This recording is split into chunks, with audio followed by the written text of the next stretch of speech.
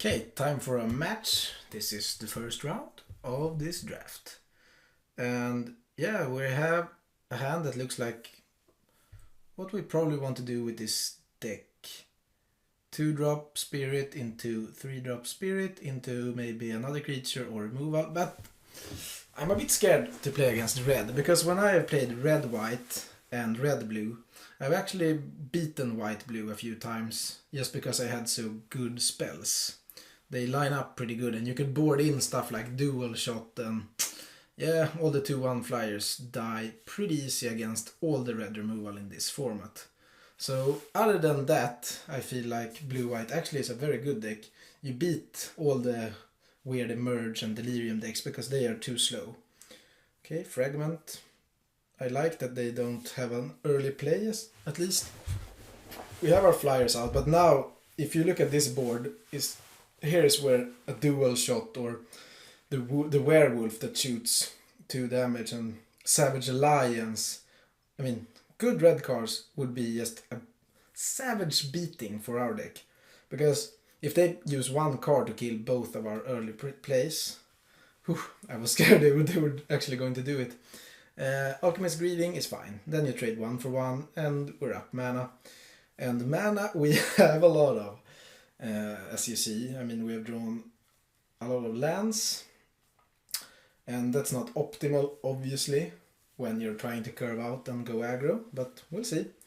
I mean, the Cryptic Fragment here is actually doing damage to our opponent, and now we found a perfect target for the Purge, and we can also play a Scab, which was very good to actually start drawing creatures. We don't mind sacking one of the 7 lands we have, obviously, to kill a bomb. And now, unless our opponent draws one of those sweet red instants or sorceries to deal with more than one of our creatures, it feels like we should be able to win this through a small flood. Okay, that's actually a blocker. That we can bounce, and yeah, I feel like we just go for it. We could even play a blue so we can pump even if they like bounce one of the flyers or something. Okay, yeah, good. So I guess we drew first a few lands, but then when we really needed to draw something else, we draw 1 creature and a bounce spell, and that was enough. And obviously still afraid to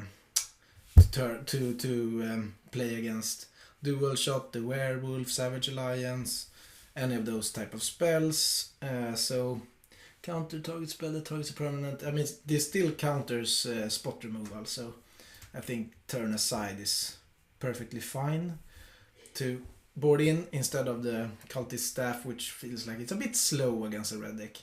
Even though he's blue-red, but blue-red can be very aggressive in this format, as I've shown in earlier speed drafts.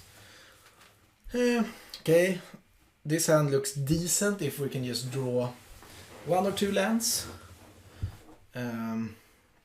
Perfect, that's 1. I guess the drifters are just vanilla 2/2s at the moment, but I mean, why did they take our Rattle Chains? I would have loved that card. All the flash flyers in the world. But I guess it's just it's a good card and it can actually block. Okay, it would be nice to have had that the last turn. But even if we miss land drops, like we did now, we still have a cheap curve, so we should be able to win even through some mana issues. I guess we didn't miss. No, we didn't miss a land drop. We can still draw one. I guess we don't have a land. But even if we don't draw it, we can still play our 2 drops and do stuff that affect the board. Let's hope that we draw a land. Perfect. Okay. And now we could either Fate Unbroken and attack for 6, or we could go for 2 2-drops and then Fate Unbroken. But it's because it feels like, I mean, if we do this now and they like bounce or kill the target next turn. We haven't really gained that much. Our opponent is at 17. So maybe we can just play the flyer and the drifter and hope that our opponent does not have like multiple creatures to play next turn. And maybe they also attack, and then we can go for Faith Unbroken and attack for 10 or something instead. Maybe that's better, because it's not like we're under heavy pressure and really have to remove that 2/4. We can wait until we have some more information. Because we have, since we drew the land, which was very good, we have other stuff to do with 4 mana. And if they like use the clue and attack, then we actually have a really big tempo swing next turn. And we also know that we can follow that up with 2 good blockers for the rattle chains and gaining life, so it doesn't really matter taking some damage here. So if they play removal now, it's annoying. A ground pounder, yeah, it still feels like it's time to attack with a flyer and beef up a ground guy, and then maybe next turn we could guardian or something. And if we kill the 3/3, guess it doesn't matter super much, but I want to be able to hit with the flyer and hit with one of the ground guys without losing it. So I mean, I'm just removing one of the 4-drops. I guess I'd rather see the 3/3 die in combat, so I can maybe take the 2/4 for now. And if they take 6, then we know that we can go even wider, or we could, if we draw another land, play a bigger flyer. Okay, yeah, the Aberrant Researcher is a good card. And we have been lucky now with drawing 3 lands in a row, which was exactly what I wanted. And since we did that, I guess I could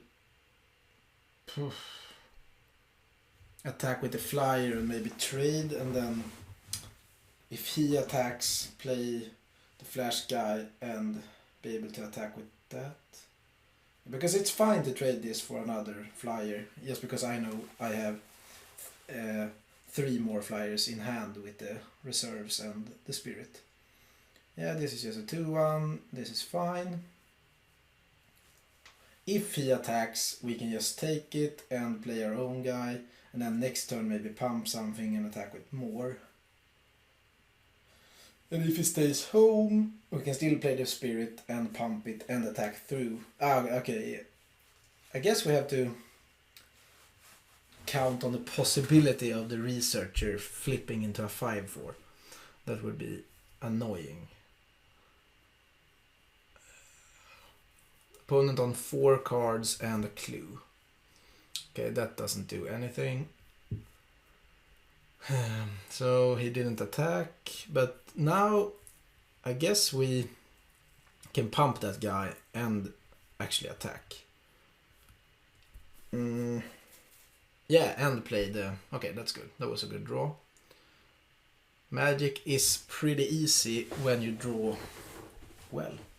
And it's very hard when you just sit around and flood and stuff like that, I guess. And this matchup is probably one of the worst we could have, because, as I said, red has a lot of good answers to tiny flyers, but maybe our opponent has not been lucky enough to get cards like Savage Lions in the draft. Because I have not lost to blue-white myself when I have played different red decks, actually. It has been pretty easy to win, just because I always had pretty good spells. But yeah, sometimes you're lucky. Okay, that was the first blank, I guess.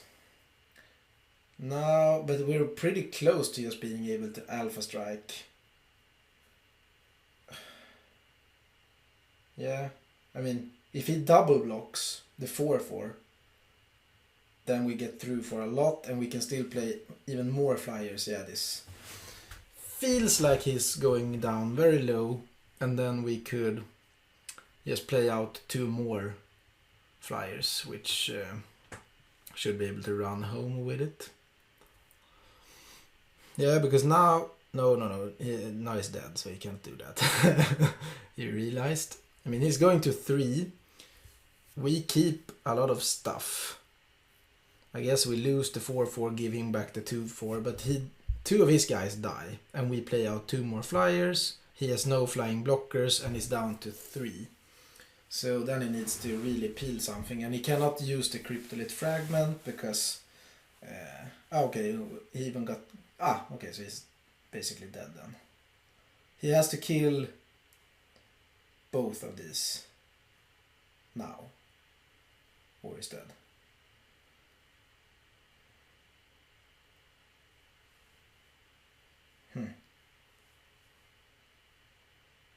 Yeah. It's nice. It's nice to beat the worst matchup early. Then we might be able to go all the way. Yeah, and in the second game I beat blue-green emerge as usual. I mean, they had this clunky deck again that played out a 3-drop, and on turn 4 or 5 they tried to merge something. They were already down pretty low. I bounced it, and I mean, yeah, that deck, if you get the real good enablers and the real good emerge guys and really good removal, it's all obviously good, but I've yet to lose again to it, and even when I've gotten both the good enablers and the good emerge guys, I still lack enough removal, I think. So yeah, I guess you really need to have it open and know what to go for. And then in the finals we actually played black-white aggro, so again an aggro matchup in the finals, which, I mean, I played a lot of aggro the latest days, and I usually face another aggro deck, or sometimes like a green-black deck that has gotten a lot of good rares. And yeah, aggro is good in this format, and I managed to beat black-white pretty fast, 7 minutes. This deck curved pretty good, and even through a color screw, I only got white mana in the first game, and actually won with just creatures and some removal, which was nice. So tomorrow me and Jimmy will be back with a regular TLB draft. See you then. Bye.